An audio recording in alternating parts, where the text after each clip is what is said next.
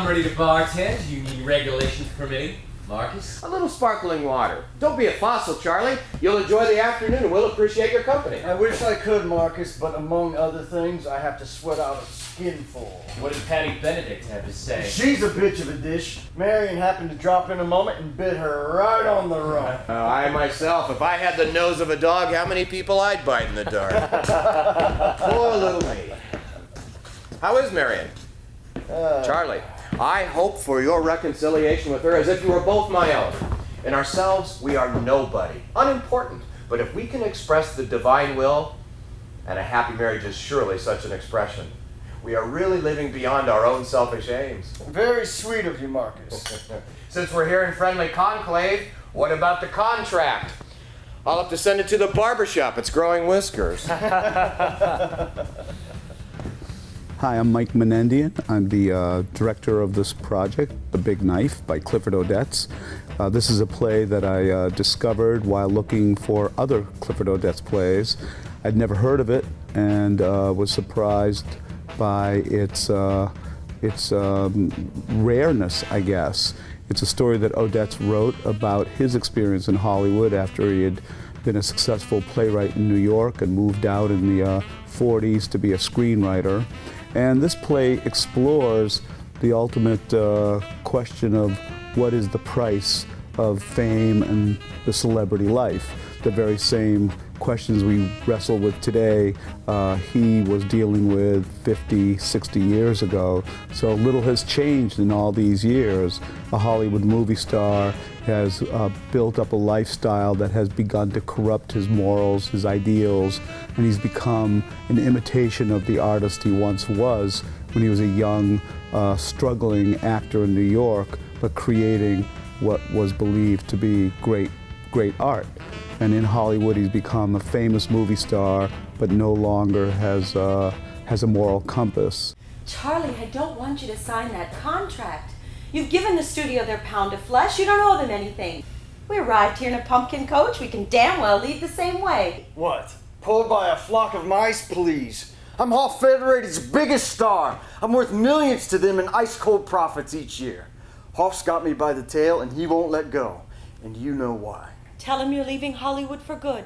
Promise him never to make pictures for anyone else. Just what do you expect me to do? Pick up without a backward glance and what? Go back and act in shows? What's wrong with shows? You started in the theater.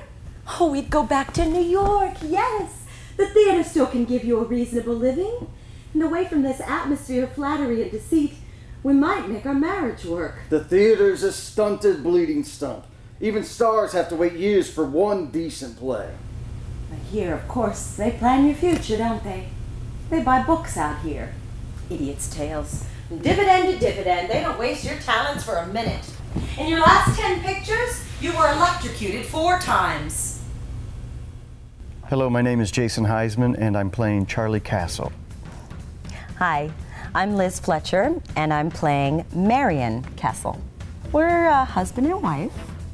Our marriage is having some trouble since we are living in Hollywood for 12 years now. He is a wonderful box office movie star, and I am very much in love with him as he is with me. And yet Hollywood has kind of taken over in a way. Yeah, my life is kind of slowly unraveled, and the excess of Hollywood has gotten a hold of me. My name's Jen Short. I'm playing Connie Bliss. Connie's married to Buddy, Charlie's publicist. She's a terrible wife. She has no concern for Buddy and his feelings. She sleeps around, and she comes into the scene and sees Charlie, who is the one that she's never been able to catch. So the scene between them is really a power struggle using lust and sex as the vehicle to fight.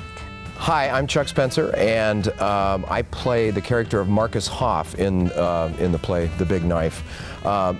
Marcus is the character who is in direct conflict with Charlie Castle.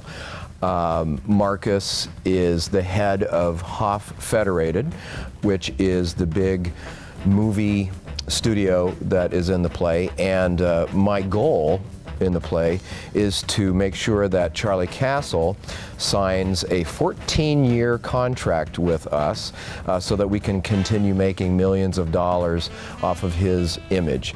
My character is sort of the classic antagonist, the classic villain, I guess, if you will. I don't really play a very nice person. I'm an A driver personality. I like to control everything. I like to control people, and therefore that's where we end up butting heads, Charlie and I. This story is really fascinating to me as the American dream turned into an American tragedy, something I spent my lifetime exploring in the theater.